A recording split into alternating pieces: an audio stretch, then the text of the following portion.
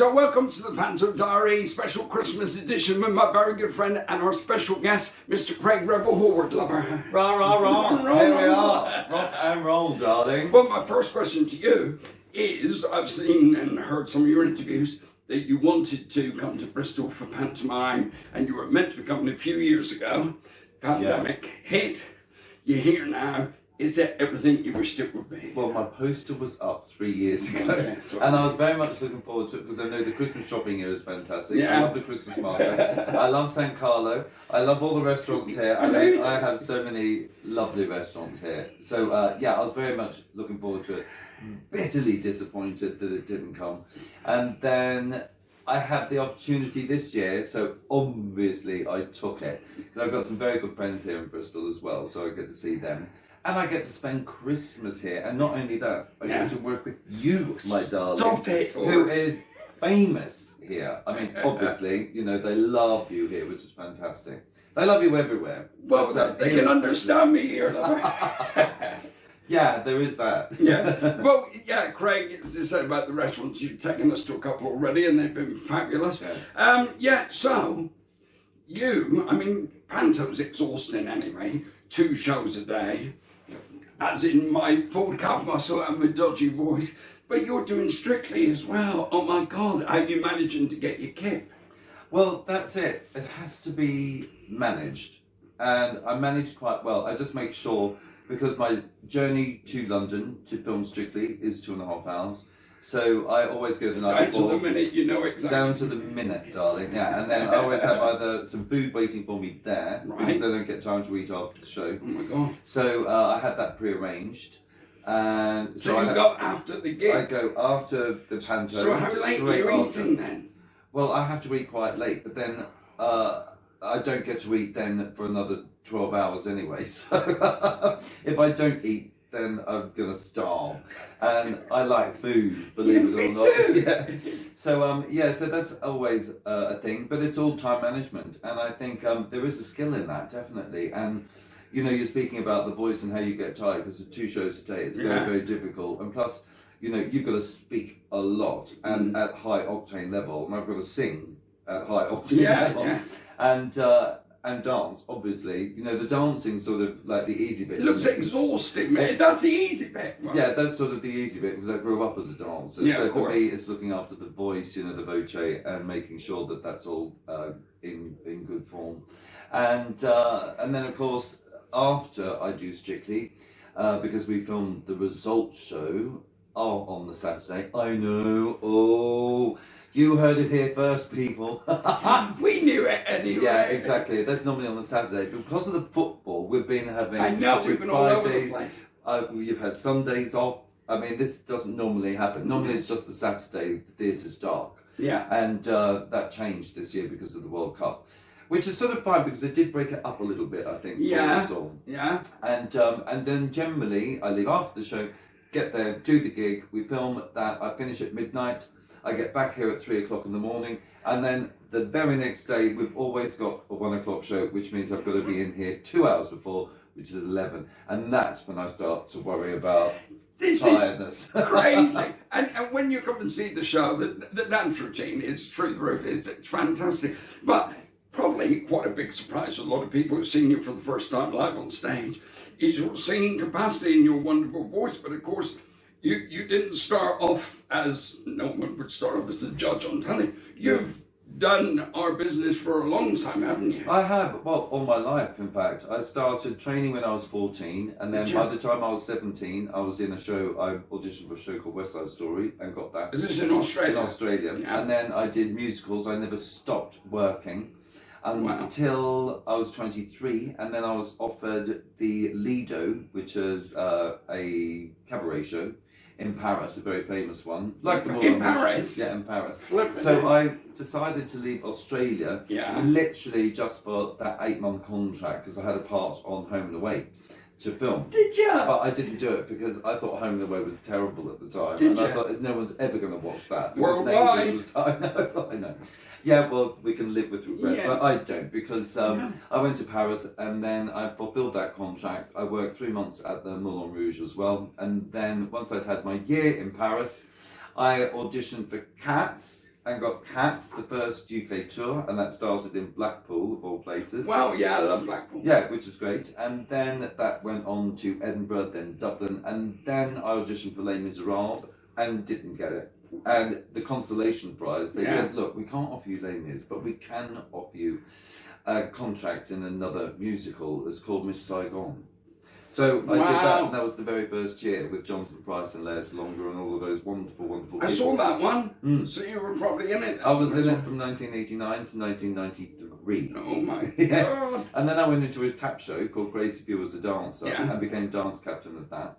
And that was the big gear change for me to turn into a choreographer, because I just loved, I put that show on in South Africa. I did the first year with Ruthie Henschel at the Prince Edward Theatre Yeah. in Soho, which was amazing. And then we got offered, because Cameron McIntosh was going to produce it in Australia, so Ruthie and I were offered Australia, but they pulled the show, so we were out of a job. So you're stuck in England. Yeah, well, I was stuck. And then Susan Stroman, who choreographed Crazy for You, called me from Broadway and said, "Oh, Craig, can you come over on Monday?" This is on the Saturday, she called me. So I flew to New York on the Monday, taught the Broadway company the steps, and then I joined the American touring production of it in Washington. And then I travelled with the American touring company to Berlin, and we did the show in Berlin. And from there, I then put the show on in South Africa and mounted it. So that was my hoorah into How'd you become a choreography. real person in between all that stuff? Because you never stop working, do you? No. But you love it though. Yeah, but I love it. For me, it doesn't feel like work. It's what I've done all my life. It's not- And it's just, you know, people come and see me in this because they know me obviously from Strictly Come Dancing, where I'm just holding pedals from 1 to 4 generally, and only think that that's all I do. You know, but of course I've had a massive career in the theatre as a turn. Yeah. You know, so for me this is going back to the boards, and I was offered Panto.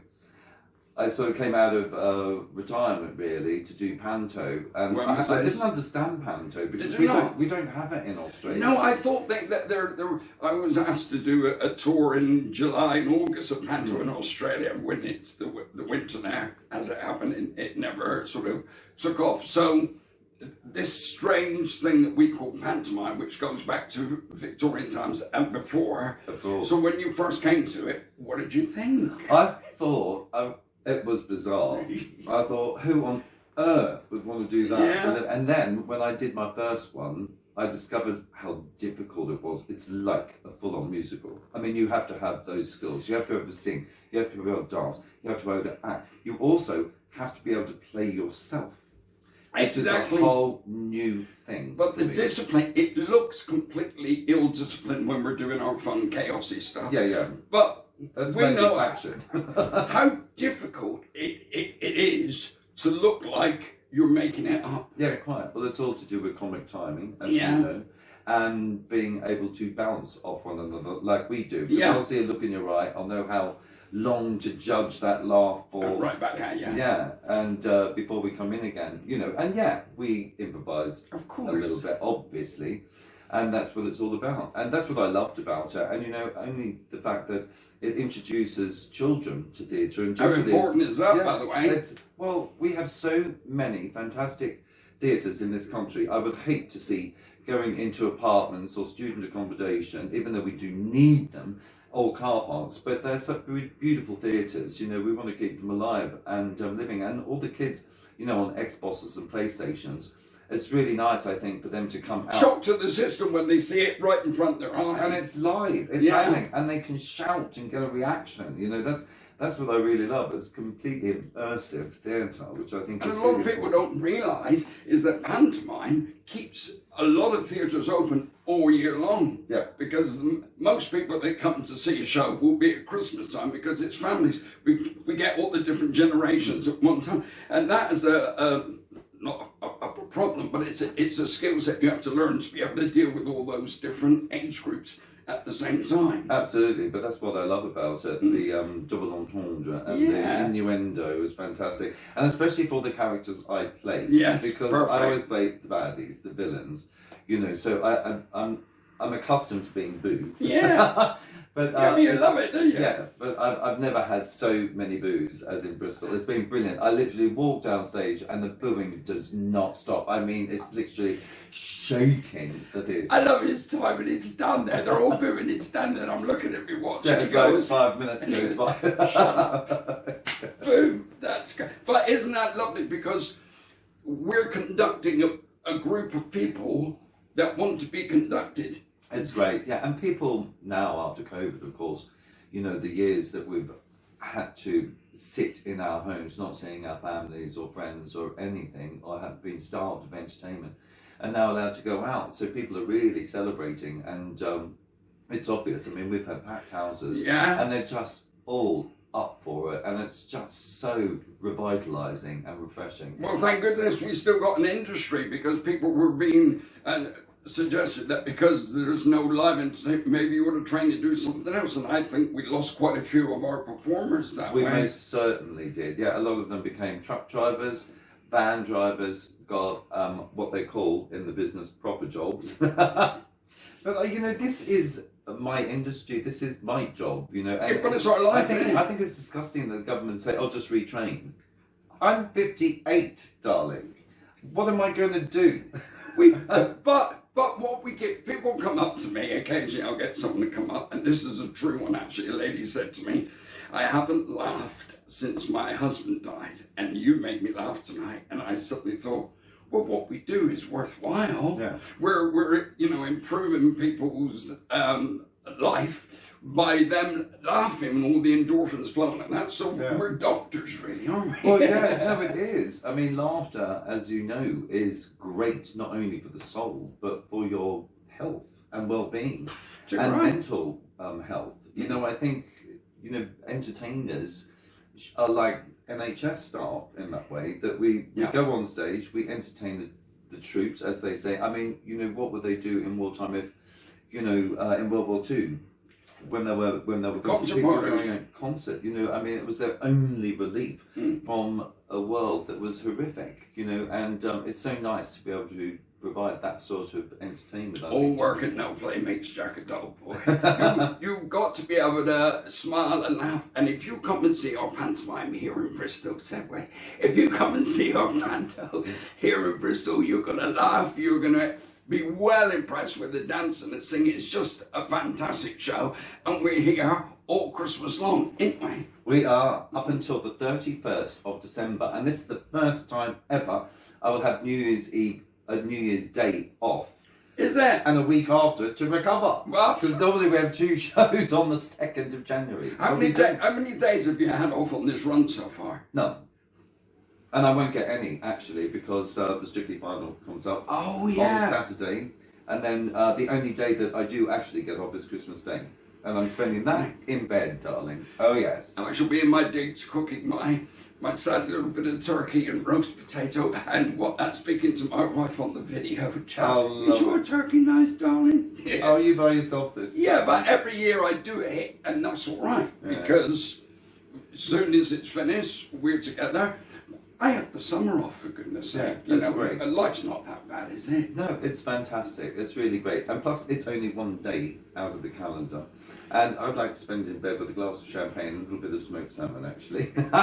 And that's what I intend to do. But I am going to have my Christmas Day. Good. And I'm going to have it on the 4th of January, which is my birthday. So I've ordered all my Christmas stuff. You're Aquarian, aren't you? No, Capricorn. Oh, Capricorn, Yeah. right. Go, darling. I climb mountains. Apparently. He does in this show. It's fantastic. It is fantastic. And it's such a... Right, very quick, because we're wrapping up here.